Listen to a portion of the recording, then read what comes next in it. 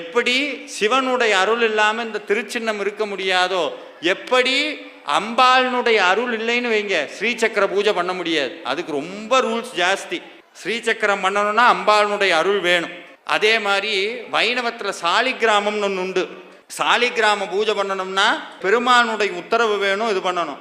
இதெல்லாம் எப்படி சாஸ்வதமோ அதை விட 100 மடங்கு அதிக பலன் தரக்கூடியது வேல் பூஜை. முருகனுடைய அருள் இல்லாமல் ஒருத்தருடைய வீட்டிலே வேல் தங்காது, வேல் வராது, வேல் வராது. அது ஆயுதம் அல்ல. நிறைய பேர் நினச்சிக்கிறேன் அது ஆயுதம் அப்படின்னு. ஆயுதம்னா கொல்லணும், கொன்னாதான் அதுக்கு பேர் ஆயுதம். சூரபத்மன் மேலே முருகப்பெருமான் என்ன பண்ணார்? வேலை ஏவினார்.